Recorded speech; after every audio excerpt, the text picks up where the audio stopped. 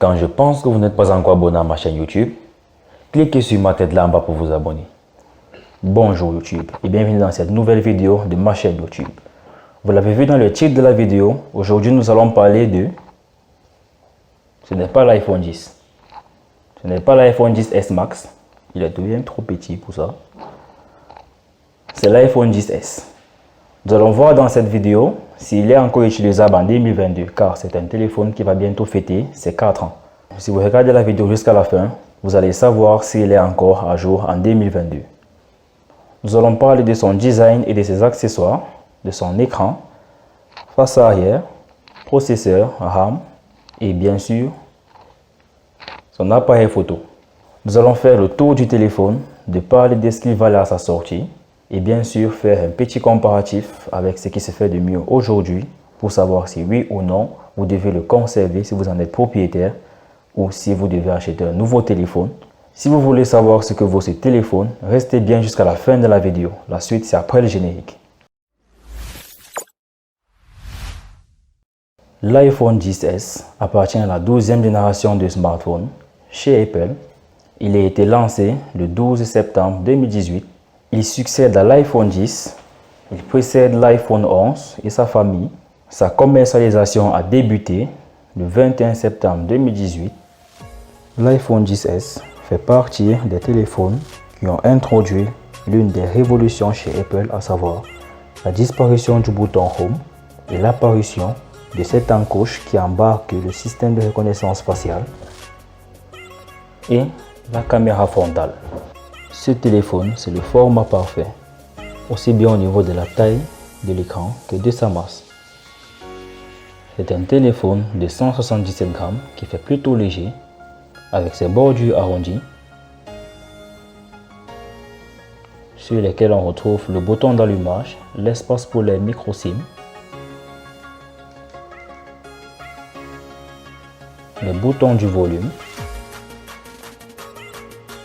le bouton du mode silencieux, un joint d'antenne. On va retrouver un autre joint d'antenne sur la bordure supérieure du téléphone. Sur la bordure inférieure, nous allons retrouver le port Lightning, bien évidemment, une antenne et les haut-parleurs qui ne sont pas symétriques sur l'iPhone 10S. Nous allons retrouver sur la face arrière du téléphone, premièrement, le nom iPhone avec les 7 chiffres.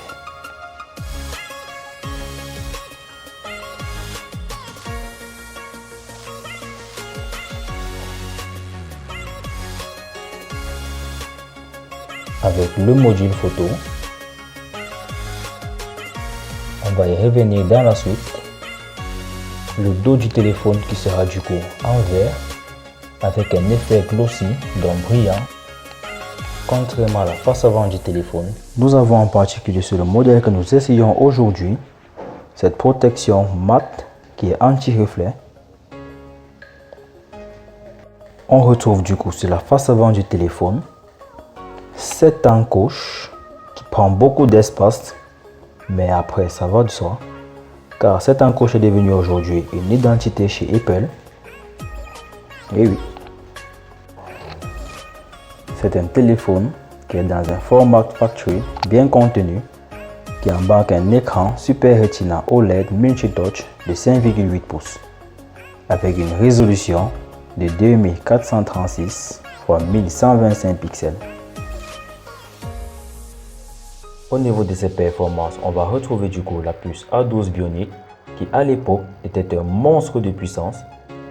C'est un processeur hexa-core qui est composé de 2 cœurs qui sont 15% plus puissants et 4 cœurs qui sont 40% plus économiques que l'A11 Bionic présent sur l'iPhone 10.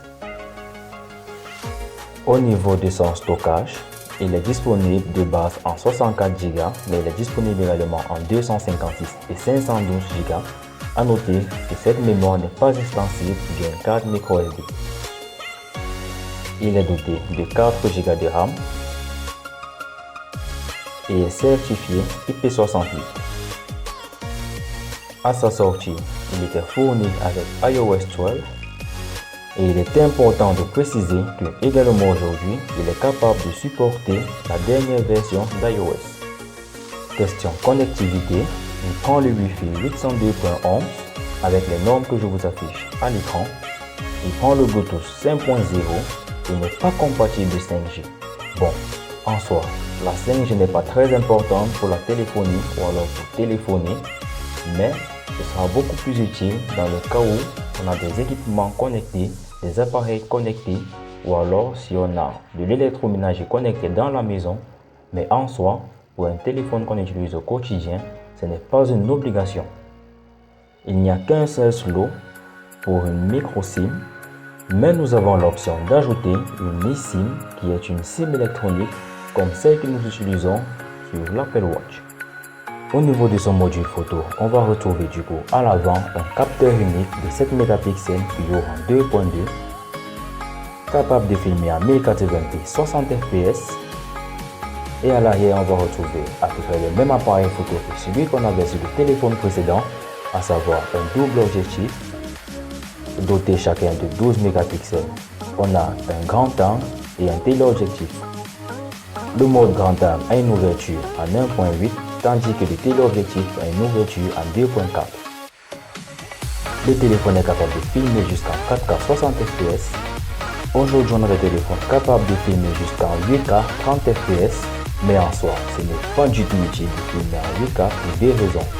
Premièrement, c'est bien trop lourd et deuxièmement, ce n'est pas tous les appareils qui sont capables de lire la 8K aujourd'hui.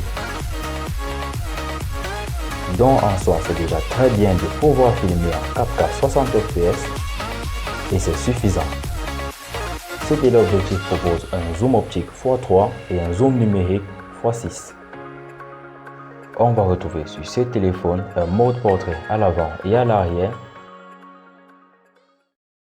Le téléphone est fourni avec un chargeur secteur de 12 watts dans la boîte et un cordon USB type A vers Lightning. Il est bon de savoir que le téléphone n'est pas compatible avec la recharge rapide et il est équipé par une batterie de 2650 mAh, ce qui n'est pas suffisant pour tenir la journée mais qui peut faire l'affaire dans le cas où vous n'utilisez pas votre téléphone à longueur de journée. Allez les amis, c'est le moment de conclure cet essai de l'iPhone XS en 2022. Nous nous apercevons que c'est un téléphone qui est toujours à jour niveau connectivité, processeur et appareil photo. Mais la principale raison qui peut vous pousser à changer de téléphone, ce serait l'autonomie. Car ce téléphone, n'étant doté que d'une batterie de 2650 mAh, ne pourra pas vous permettre de tenir la journée si vous êtes comme moi une personne qui va passer beaucoup de temps sur son téléphone. Les amis, c'était Joe-Tech. Merci d'avoir regardé cette vidéo jusqu'à la fin. Abonnez-vous à ma chaîne YouTube en cliquant sur ma tête juste là en bas si vous ne voulez pas manquer la prochaine vidéo. Activez également la cloche de notification pour ne pas manquer les alertes vidéo. Gros pouce bleu dans la barre des pouces bleus si vous avez aimé cette vidéo. Et on se dit à bientôt pour la prochaine vidéo dans la Tech House.